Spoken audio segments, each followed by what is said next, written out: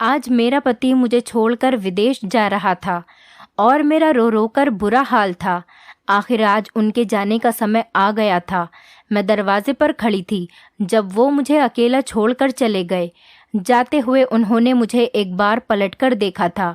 उनके जाने के बाद मेरी सास ने मुझे बालों से पकड़कर घसीटा और कमरे में ले गई और कहने लगी कि अब पागल हो गई हो जो अपने पति के जाने पर ऐसे फूट फूट कर रो रही हो।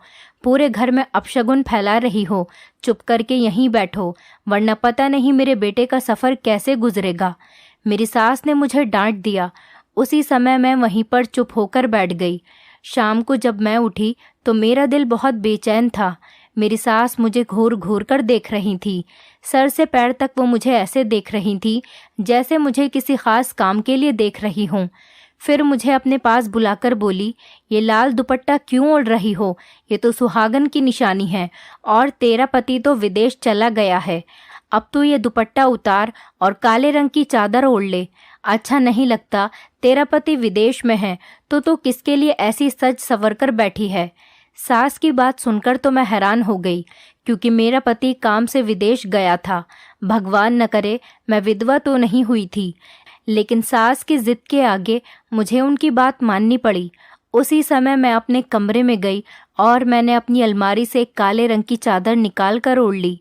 वैसे तो मुझे ये रंग पसंद नहीं था, सिर्फ रवि की जिद पर कभी कभी पहन लेती थी, मगर आज अपनी सास के कहने पर मुझे ये रंग हमेशा के लिए पहनना पड़ रहा था। वो चादर ओढ़कर मैं बहुत ज़्यादा उदास हो गई और अपने कमरे में ही लेट गई। जब मेरी सास ने मुझे आवाज़ लगाई, मैं तो अपने गम में भूल ही गई थी कि पूरे घर की जिम्मेदारी मेरे ऊपर ही है। सारा काम मुझे ही करना पड़ता है। अगले दिन की रात तक मैं बहुत थक चुकी थी।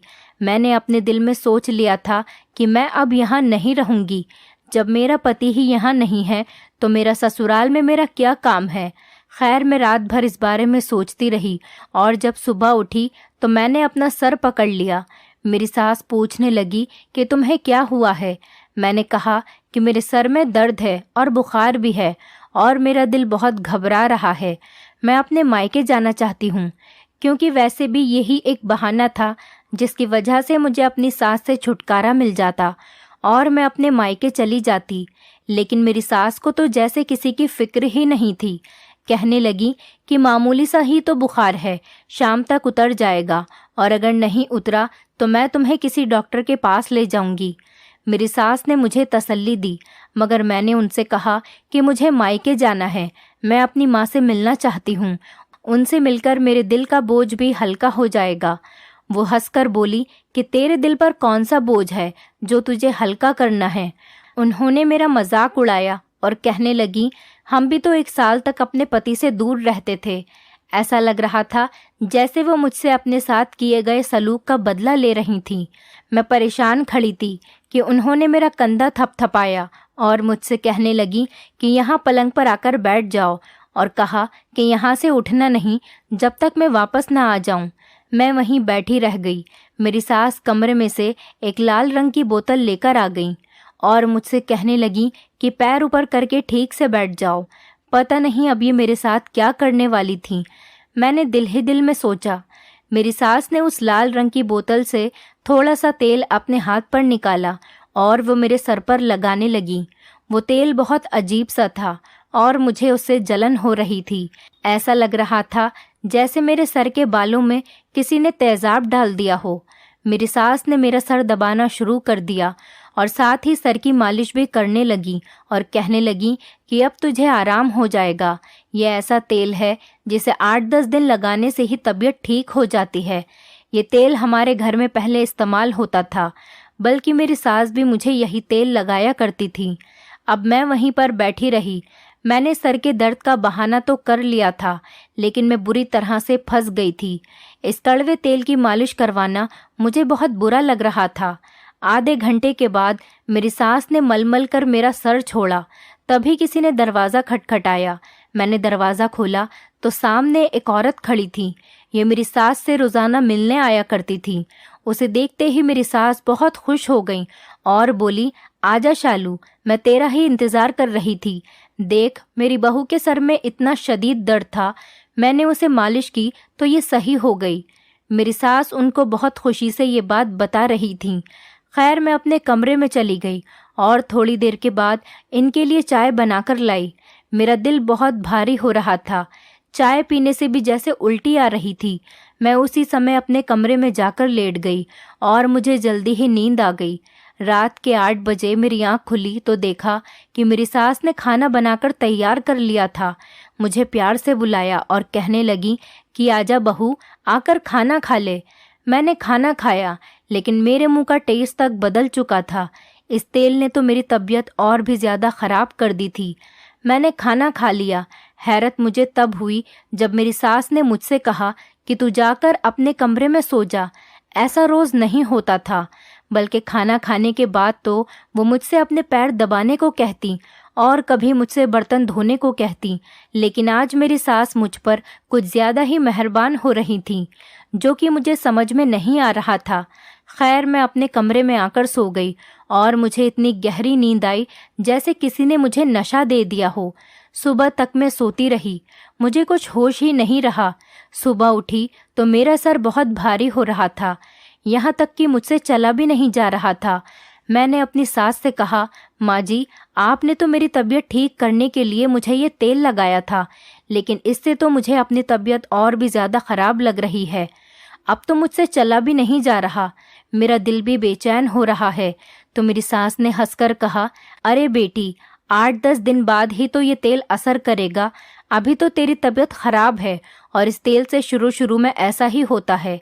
सास की बात सुनकर मैं कुछ सुकून से हो गई, लेकिन मुझे कुछ अजीब सा लग रहा था। अगली रात भी जब मेरी तबीयत ऐसे ही ख़राब रही तो मैंने सोचा इस तेल की मालिश से छुटकारा पाने का एक यही तरीका है कि मैं अपनी सास की तेल वाली बोतल ही कहीं छुपा दूं। मैंने ऐसा ही किया। दोपहर को जब वो पड़ोस में गईं तो मैंने उनके कमरे में जाकर वो तेल की बोतल उठाई और अलमारी के पीछे छुपा दी। सोचा अगर मेरी सास ज़्यादा बिगड़ी तो उन्हें बता दूंगी, क्योंकि अब मुझसे ये रोज़ रोज़ की तकलीफ़ बर्दाश्त नहीं हो रही थी। इसीलिए मैंने तेल छुपाना ही बेहतर समझा। सास जब घर में वापस आई तो उन्होंने वो तेल की बोतल ढूंढना शुरू की। कहने लगी कि तेरे सर की मालिश करनी है, तेल की बोतल पता नहीं कहाँ चली गई। मैं भी उनके सामने ऐसी हो गई जैसे मुझे कुछ पता ही न हो। उसके बाद माँ जी ने इतना शोर मचाया कि सारा घर सर पर उठा लिया। मुझे उनकी ये बात बहुत अजीब लगी।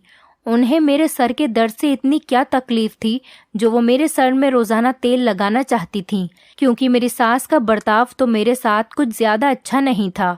मैं सोच भी नहीं सकती थी कि वो मेरी इतनी फिक्र भी कर सकती है।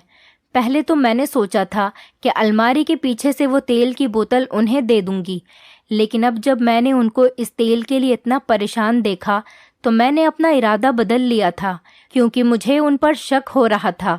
और वो तेल लगाने के बाद मुझे सारी रात नींद आती रहती। सुबह उठती तो मेरी तबीयत और ज़्यादा ख़राब होती और ऐसे इलाज की मुझे कोई ज़रूरत नहीं थी, जिससे मेरी तबीयत ठीक होने के बजाय और ज़्यादा ख़राब हो रही थी।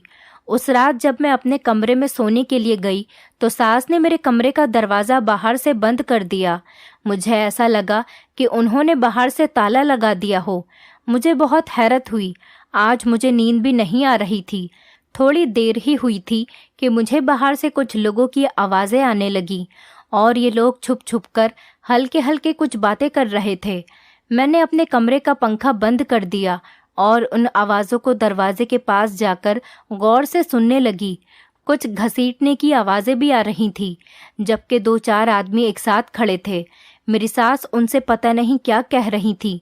पूरे घर में अंधेरा था, मेरे कमरे की लाइट भी बंद थी। मैंने देखा 2 आदमी हमारे घर से छुपकर निकल रहे थे। पहले मैंने सोचा कि मेरी सास का कोई रिश्तेदार होगा, लेकिन मेरे दिल में ख्याल आया अगर कोई रिश्तेदार होता तो ऐसे चोरी छुपे क्यों मिलने आता। दिन की रोशनी में भी तो मिलने आ सकता था, रात में ही क्यों आया। अब तो मेरी सास पर मेरा शक और भी पक्का हो गया था। सुबह जब मैं उठी तो बहुत फ्रेश फील कर रही थी। मेरी तबीयत थोड़ी सी भी ख़राब नहीं थी। जब मैं कमरे से बाहर आई तो मेरी सास ने मुझे देखा और कहने लगी कि रात को नींद ठीक से तो आई थी। मैंने उनसे कहा, जी मैं सो गई थी। वो कहने लगी कि मैं जानती हूँ कि तेरी तबीयत अब भी ख़राब है, मैं आज ही तुझे शालू की माँ के पास लेकर चलूंगी। तुम तो जानती हो वो कितनी माहिर हैं। उससे बहुत औरतें दवाई लेने आती हैं। चाहे कोई भी बीमारी हो वो हर मर्ज की दवा देती हैं। मेरी सास ने मुझे समझाया, लेकिन मैं जानती थी कि शालू आंटी की माँ एक पाखंडी औरत के अलावा और कुछ नहीं है। इसीलिए मेरा उनके पास जाने का बिल्कुल इरादा नहीं था। मैंने अपनी सास से कहा कि माँ, अब मैं बिल्कुल ठीक हूँ, कोई ज़रूरत नहीं है वो कड़वा तेल लाने की। मैंने मुंह बनाते हुए कहा। वो कहने लगी, अरे तुझे क्या पता तेरी तबीयत ठीक है या नहीं। आज ही मैं तुझे लेकर जाऊंगी और तेरा इलाज करवाऊंगी। तू फिक्र मत कर, तू शाम को तैयार रहना। अपनी सास की बात सुनकर मैं अपना सर पकड़कर बैठ गई और कहने लगी, माँ, मुझे कोई इलाज नहीं करवाना, मैं बिल्कुल ठीक हूँ, आप मेरा पीछा छोड़ दें। मुझे उन पर गुस्सा आ गया था तो वो मुझसे कहने लगी, मेरे सामने ज़्यादा ज़ुबान चलाने की ज़रूरत नहीं है, वरना मैं तेरी शिकायत तेरे पति से विदेश में कर दूंगी कि तू मेरी कोई बात नहीं मानती। बस मेरी यही एक कमज़ोरी थी जिसका फ़ायदा मेरी सास उठा रही थी। अब शाम को मैं तैयार हो गई और मेरी सास भी मुझे ले जाने के लिए पूरी तैयार थी और हम शालू की माँ नीलू आंटी के पास पहुँच गए। नीलू आंटी बहुत ज़्यादा मशहूर थी, लेकिन सच तो ये है मुझे उनकी दवाओं पर बिल्कुल भी यकीन नहीं था। वो बहुत अजीब अजीब हरकतें करती थी। सास ने उनको मेरी तबीयत के बारे में बताया और कहने लगी, तुम मुझे वही तेल दो जो तुमने पिछली बार दिया था। सास की बात सुनकर वो थोड़ी देर खामोश रही और फिर एक लड़की को आवाज़ दी और उससे वो तेल की शीशी लाने को कहा। वो लड़की तेल की शीशी लेकर आई और उसने मेरी सास को दे दी। मेरी सास ने उनका शुक्रिया अदा किया और फिर मुझे लेकर घर वापस आ गई। उस तेल को लाने के बाद मेरी सास बहुत खुश लग रही थी। ऐसा लग रहा था जैसे उन्हें कोई खजाना मिल गया हो। मुझे ये सब देखकर बहुत ज़्यादा बुरा लग रहा था, लेकिन मैंने भी अपने दिल में ठान ली थी कि कुछ भी हो जाए अपनी सास को ये तेल अपने सर में लगाने नहीं दूंगी। मेरे दिमाग में एक आइडिया आया और मैंने वही किया। मैंने उस जैसी शीशी ली और उसमें सरसों का तेल भर दिया और इसमें लाल रंग मिला दिया और जो तेल मेरी सास लाई थी वो मैंने पेड़ों में फेंक दिया। मेरी सास को ज़रा भी इस बात का एहसास नहीं हुआ कि मैंने वो तेल की बोतल बदल दी है। रात को रोज़ की तरह मेरी सास ने मुझे अपने पास बुलाया और मेरे सर की मालिश करने लगी। जब मालिश अच्छे से हो गई तो वो मुझसे कहने लगी कि जाओ अपने कमरे में जाकर सो जाओ, 8 दिन में तेरी तबीयत ठीक हो जाएगी। जबकि मुझे तो कोई बीमारी ही नहीं थी। खैर, मैं अपने कमरे में आ गई, लेकिन मुझे नींद नहीं आ रही थी। मेरी तबीयत अब बिल्कुल ठीक थी, मुझे थकावट भी नहीं हो रही थी। जबकि उस तेल की मालिश के बाद मेरा सर भारी हो जाता था। मैं अपने बिस्तर पर जाकर लेट गई। थोड़ी देर बाद मुझे वही आवाज़ें आने लगीं। आज मेरे कमरे का दरवाज़ा अंदर से बंद था, क्योंकि मेरी सास को लग रहा था कि मैं सो गई होंगी, इसीलिए उन्होंने मेरे कमरे का दरवाज़ा बाहर से बंद नहीं किया था। वो आवाज़ें मुझे ज़्यादा आने लगीं तो मैं अपने कमरे के बाहर आई। देखा तो ये आवाज़ें मेरी सास के कमरे से आ रही थी। मैं अपनी सास के कमरे की तरफ गई तो मुझे देखकर बहुत ज़्यादा हैरत हुई कि 3 लड़के मेरी सास के कमरे में बैठे थे और वो उन्हें मेरे दहेज का सामान दे रही थी। उन लड़कों ने अपने चेहरे नकाब से ढक रखे थे। तभी मेरी सब कुछ समझ में आ गया कि ये मेरे दहेज का सामान। ये सोचते ही मुझे चक्कर आने लगे। मैं दरवाज़ा खोलकर उनके कमरे के अंदर चली गई और अपनी सास के सामने जाकर खड़ी हो गई। मैंने उनसे कहा कि माँ जी, ये लोग कौन हैं और मेरे दहेज के बर्तन आप इन्हें क्यों दे रही हैं? मुझे देखकर मेरी सास के चेहरे का रंग उड़ गया और कहने लगी, तू यहाँ कैसे आई? मैंने तो तुझसे कहा था कि अपने कमरे में जाकर सो जा। वो अपनी गलती छुपाने के लिए उल्टा मुझे ही डांट रही थी। मैंने उनसे कहा कि माँ, मैं सो नहीं सकती। जो मैंने आपसे पूछा है मुझे पहले उसका जवाब दो। तो वो कहने लगी कि तू होती कौन है मुझसे पूछने वाली? वो उल्टा मुझ पर ही गुस्सा करने लगी और कहने लगी कि मैं जो चाहे करूं, ये मेरा घर है, तू मुझे मत बता कि मुझे क्या करना है और क्या नहीं। वो मुझ पर चिल्लाने लगी। ये देखकर वो लड़के जल्दी से घर से भाग गए, लेकिन मेरे दिमाग में ये बात बैठ चुकी थी। मैं भला कैसे अपनी सास को छोड़ सकती थी? बहस करते करते उन्होंने हार मान ली और कहने लगी कि मैं तेरे दहेज का सामान अपनी बेटी के घर पहुंचा रही थी। उसके घर मेहमान आ रहे हैं, थोड़े ही दिन की तो बात है, सामान वापस आ जाएगा। लेकिन तू तो अपने दहेज को हाथ भी लगाने नहीं देती, इसलिए मैं तेरे सोने के बाद ये काम कर रही थी। सास की बात सुनकर मुझे बहुत गुस्सा आया, जबकि ऐसी कोई बात नहीं थी, क्योंकि मैं कभी भी उनको कोई सामान लेने से मना नहीं करती थी। फिर पता नहीं क्यों उन्होंने मुझसे ये बात छुपाने की कोशिश की। जब मेरी और उनकी लड़ाई बढ़ गई तो वो मुझे धमकी देने लगी और कहने लगी कि मैं तुझसे बदला लेकर रहूंगी। तूने मेरे बेटे का घर बर्बाद कर दिया है। मैं अभी उसे फ़ोन करती हूँ और उसे बताऊंगी कि रात को तुझसे लड़के मिलने आते हैं। मैं उनकी बात समझ गई थी कि वो मुझे धमकी क्यों दे रही हैं और मुझसे क्या चाहती हैं। वो जानती थी कि मैं उनकी इस बात के आगे मजबूर हो जाती हूँ, लेकिन कब तक वो मुझे इसी बात को लेकर ब्लैकमेल करती रहती। आखिर कब तक वो मुझे मेरे पति के नाम की धमकी देकर मुझसे अपनी हर बात मनवाती रहेंगी। ये सोचकर मेरे दिल में डर सा आ गया, लेकिन मैं अब ऐसा नहीं होने दे सकती थी। उस दिन मैं भी उनके सामने खड़ी रही। मैंने उनसे कहा कि आप फ़ोन करें, जिसको आपका दिल करे आप उसे फ़ोन करें। मैं अपने दहेज की कोई भी चीज़ यहाँ से लेकर जाने नहीं दूंगी। मेरी बात सुनकर मेरी सास को गुस्सा आ गया और उन्होंने मुझे धक्का दे दिया। मैं जाकर दरवाजे के आगे गिर गई और मेरे सर में चोट लग गई। वो गुस्से से लाल पीली होकर बाहर चली गईं और मैं अपना सर पकड़कर वहीं बैठ गई। अब ना जाने क्या होने वाला था। उनका गुस्सा कोई तूफान लाने वाला था। फिर उन्होंने ऐसा ही किया। विदेश में मेरे पति को फ़ोन किया। मैं भी उनके पास ही खड़ी थी। वो मेरे बारे में ऐसी ऐसी गलत बातें कर रही थी कि मैं सोच भी नहीं सकती थी। उनकी बातों में इतना जहर भरा था कि मेरे पति भी मजबूर हो गए।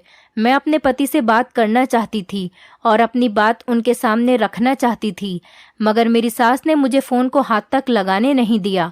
मेरा दिल चाह रहा था कि मैं अपनी सास को जान से मार दूं, लेकिन मैं उससे मैं कुछ नहीं कर सकी। मेरे पति ने भी मुझसे कह दिया कि तुम्हें मेरी माँ के मामले में बोलने की क्या ज़रूरत है, तुम अपने काम से काम क्यों नहीं रखती। मैं तुमसे कल सही से बात करूँगा। मेरा दिल काँप कर रह गया। मेरे पति बहुत गुस्से में थे। जाहिर है उनकी माँ ने मेरे बारे में जो जो बातें कही थी वो कोई भी इज्जतदार आदमी अपनी पत्नी के लिए बर्दाश्त नहीं कर सकता था, लेकिन मैं तो ऐसा कुछ सोच भी नहीं सकती थी। अगले दिन उन्होंने मुझसे फ़ोन पर बात की। मैं सोच रही थी कि वो मुझसे पूछेंगे कि आखिर क्या बात है, मगर उन्होंने रात भर सोचने के बाद यही फैसला सुनाया कि उनके विदेश जाने के बाद मैं बिगड़ गई हूँ और उनकी पीठ पीछे गुल खिला रही हूँ। उनकी इस बात ने तो मेरा दिल ही तोड़ दिया। मैं फूट फूट कर रोने लगी। मैं सोच भी नहीं सकती थी कि मेरे पति मेरे साथ ऐसा सलूक करेंगे। वो सिर्फ अपनी माँ की बात सुनेंगे और मुझसे कुछ पूछेंगे भी नहीं। उन्होंने एक बार भी मुझे अपनी सफाई देने का मौका नहीं दिया और मुझे डिवोर्स दे दी। मैं रोती पीटती अपने मायके आ गई। इन सब में मेरा कोई कसूर नहीं था, लेकिन मेरे माँ बाप मुझे देखकर बहुत परेशान हुए। लेकिन मैंने अपनी परेशानी की परवाह नहीं की, बल्कि अपने माता पिता का साथ दिया। उन्होंने इस बार भी जहाँ मेरा रिश्ता तय किया, मैंने खामोशी से वहीं पर शादी कर ली। अपने माँ बाप का फैसला मानने का मुझे ये सिला मिला कि मेरी शादी एक बहुत ही अच्छे इंसान से हो गई, जिसे काम करने के लिए विदेश में जाना नहीं पड़ता था। मैं अपने पति के साथ बहुत ज़्यादा खुश थी। वो भी मुझसे बहुत मोहब्बत करते थे और मेरी बहुत ज़्यादा इज्जत करते थे। मुझे लग रहा था कि अब मेरी ज़िंदगी खुशी खुशी कटेगी। एक दिन मुझे अपने मोहल्ले की एक औरत मिली। बातों बातों में वो मेरी सास के बारे में बातें करने लगी। मैंने पूछा कि वो कैसी हैं। उनकी हालत पर वो अफसोस करने लगी और कहने लगी कि उनकी हालत तो बहुत ज़्यादा ख़राब है। मैंने कहा, क्यों, उन्हें क्या हुआ? तो उसने मुझे बताया कि तुम्हारी सास को तो तुम पर जुल्म करने की आदत थी, लेकिन जब उनके बेटे ने दूसरी शादी की तब वो बहुत ज़्यादा खुश थी, क्योंकि राधा एक बहुत ज़्यादा अमीर घर की लड़की थी और वो बहुत सारा दहेज लेकर आई थी। लेकिन उस लड़की ने आते ही तुम्हारी सास को सीधा कर दिया। राधा अपनी सास की कोई भी बात नहीं मानती थी और अपने पति के सामने ऐसी ऐसी बातें करती कि वो बुढ़िया कुछ भी नहीं कर सकती थी। जाहिर है वो लड़की बहुत ज़्यादा खूबसूरत और अमीर थी, इसीलिए उसका रोब तुम्हारी सास पर बहुत ज़्यादा था। तुम्हारी सास तो तुम्हारे ऊपर जुल्म करने की आदी थी।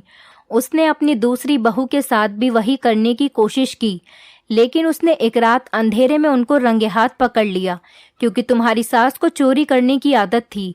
पता नहीं उसे ये आदत कहाँ से लग गई। हालांकि भगवान का दिया हुआ घर में सब कुछ था, लेकिन शायद उसको चोरी करने का शौक लग चुका था। अपनी बेटी को अपनी बहुओं की चीजें देना उसे अच्छा लगता था। अपने बड़े बेटे की बीवी के साथ भी उसने यही हाल किया था।